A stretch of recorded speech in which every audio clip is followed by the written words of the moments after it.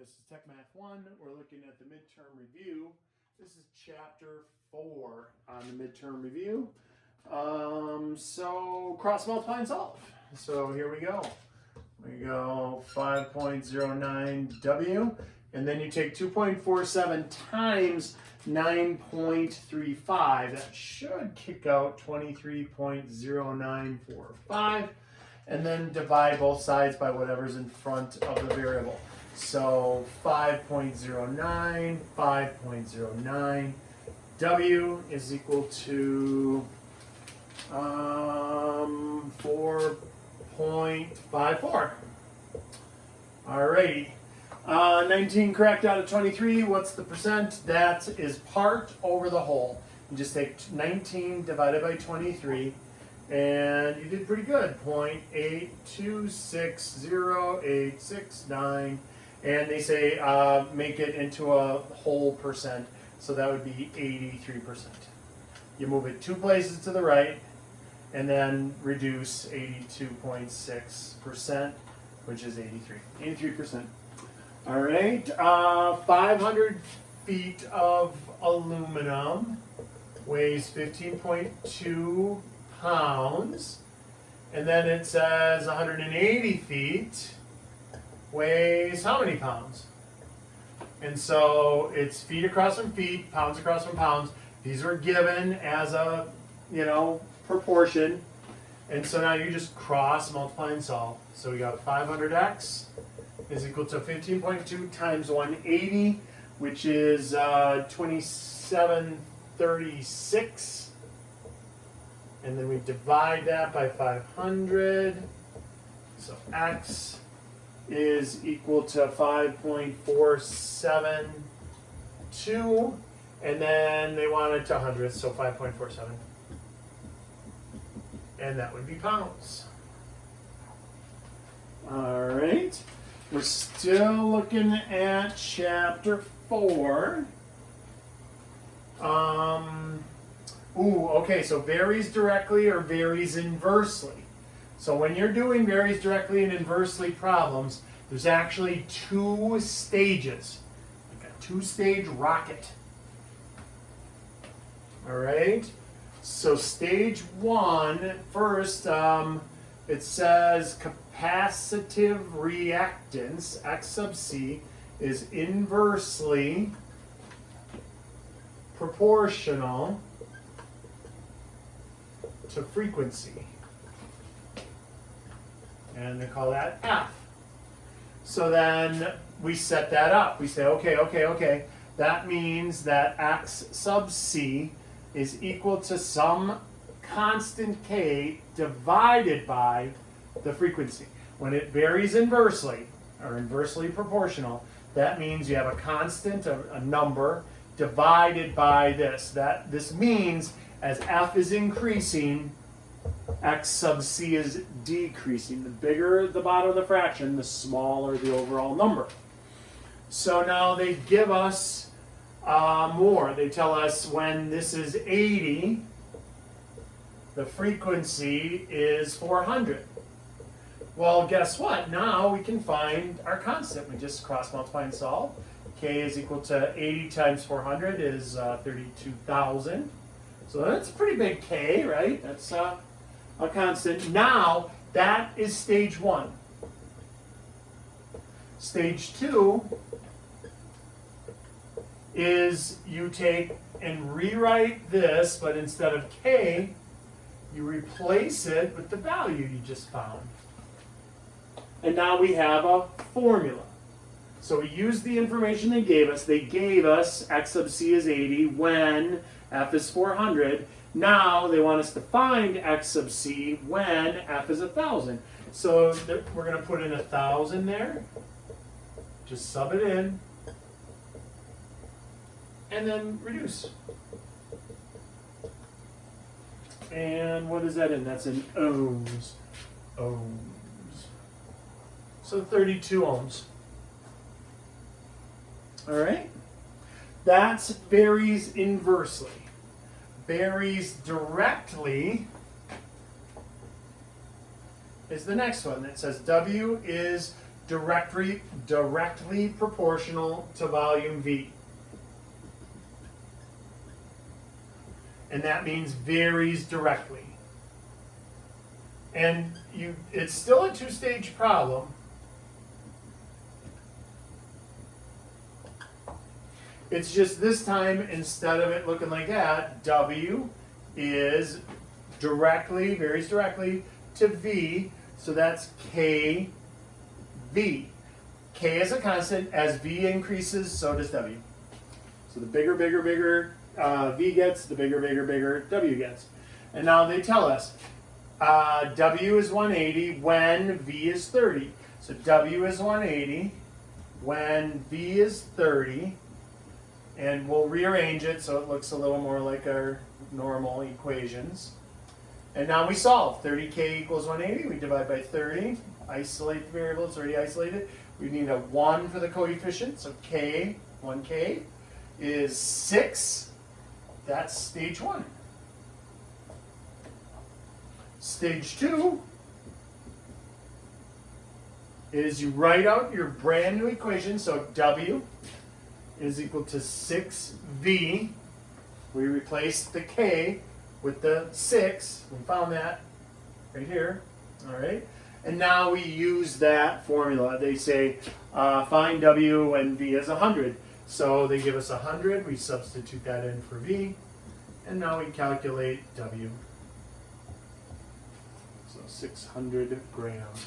Careful with those. Students mess these up because they're it comes right after the proportion one, and so they think they can set it up like a proportion. It's not. It varies directly or varies inversely. So you have to do it in 2 separate stages, like what I just demonstrated. All right? So now we're going to do chapter 5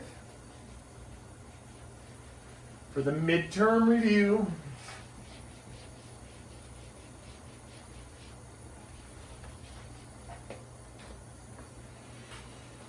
And so that is, they tell us 1 acre is 4.356 times 10 to the 4th square feet.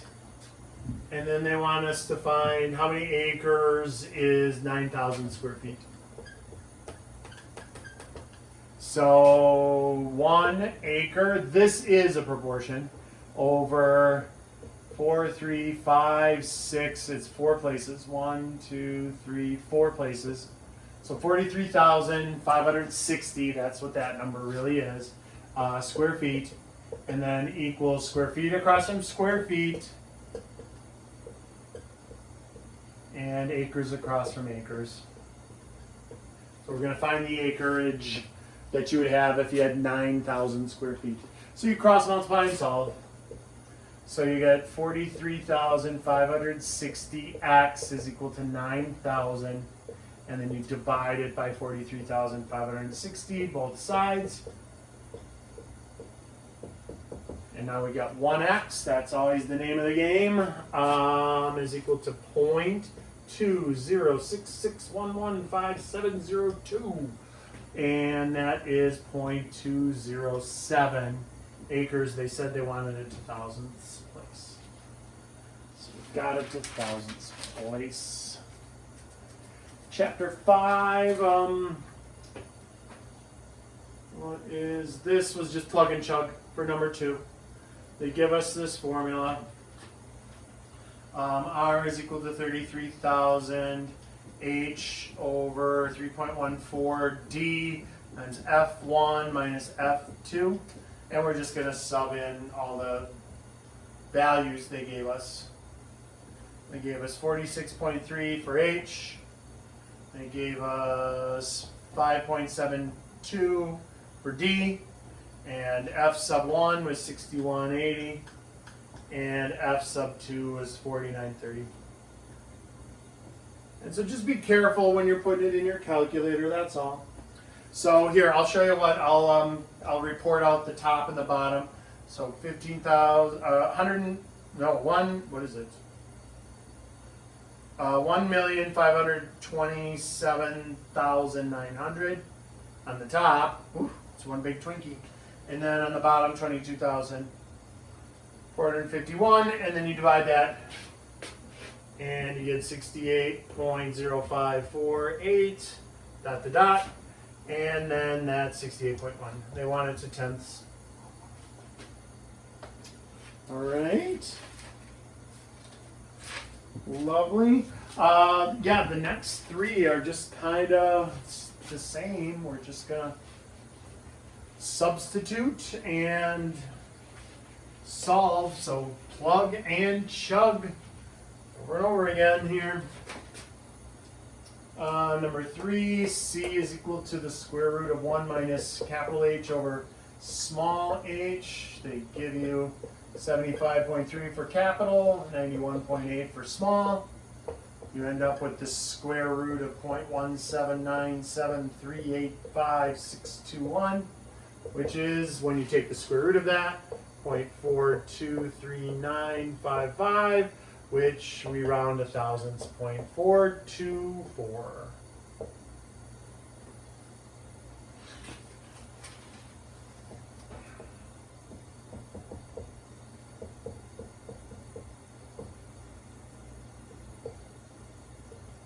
So again, they give us A, they give us R, they give us T, they give us P. So Z is equal to 5,000. They gave us A, 1 plus 0.085 over 2. And then 5 times 2 is 10. So they gave us 5 for P. All right? And so now we figure that out. Just plop that into your calculator. You should get here, I'll show you the stages, 5,000, 1.0425 to the 10th. When you take that to the 10th, you do that to the 10th first. That's 1.5162144468, and then you multiply that by 5,000. So about 1.5 times your money. This is a compound interest problem. They didn't identify it like that, but it is. That would be an incredible 8.5%. Whew.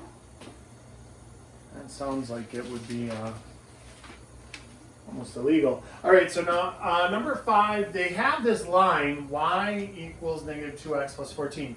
So you put that in your graphing calculator, and then you want to pick the best window, A, B, or C. Well, in this case, C is the best window because it gives you an x min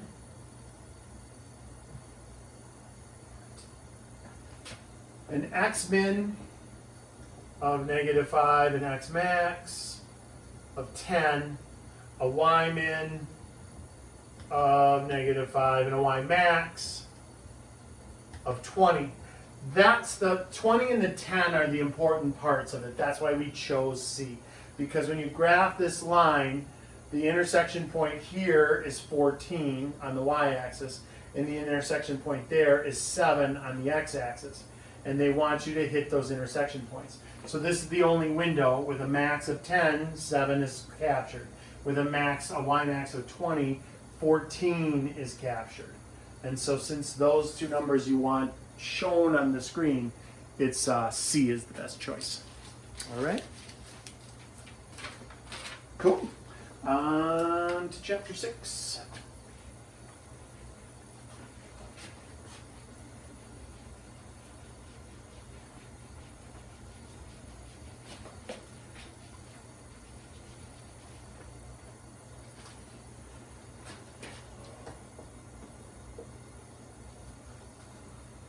So convert 100 kilometers per hour into miles per hour. Okay. So you have 100 kilometers in 1 hour. And basically we just want to get rid of kilometers and replace it with miles. And there's actually 2 different conversions. I put the page number on there. It's page 244 in the blue book. You could use either 1 kilometer is how many miles, or 1 mile is how many kilometers. I did the second. You get about the same answer. On the test, I'll make sure to, put both of them into the computer. So, All right, so here we go. Kilometers cancels. So we end up with 100 divided by 1.609. That is 62.1504. And that's 62.2 miles per hour. All right. So we just multiplied to get the kilometers to cancel. This is a fancy one. 1 mile is equivalent to 1.609. All right, then we had 2.5 milliseconds is how many just seconds. And so again, I put page 259 in the blue book, has the conversion chart there. So it's from milli to standard would be 3 places to the left. So 1, 2, 3 places to the left, that would be 0.0025. All right. And then number 3, really pay attention on this one, on chapter 6. A lot of you in the 5-6 lost half the points on this one because they didn't tell you how many places to go. They want you to figure it out. And so when you're multiplying and dividing, we use accuracy. When we're adding and subtracting, we use precision. So the accuracy is the one with the significant digits, sig-digs.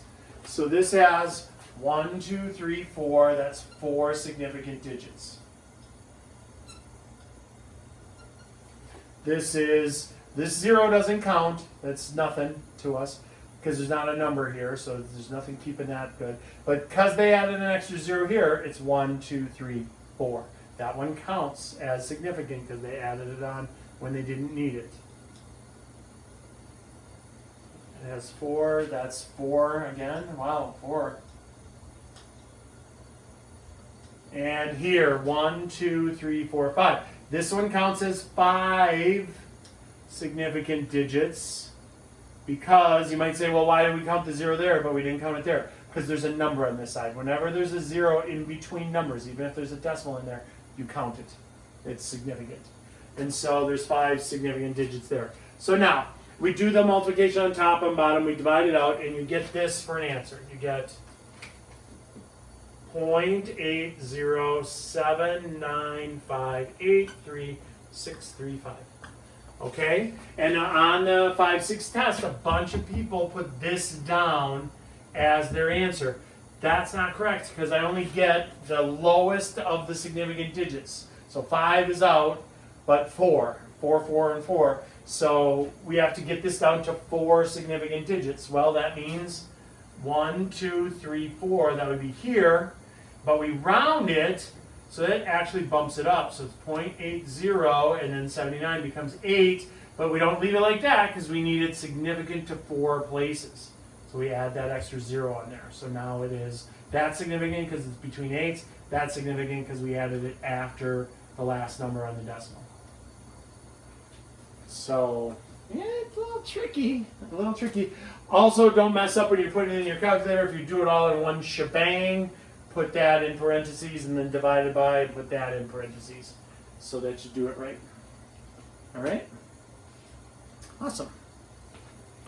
How are we for time?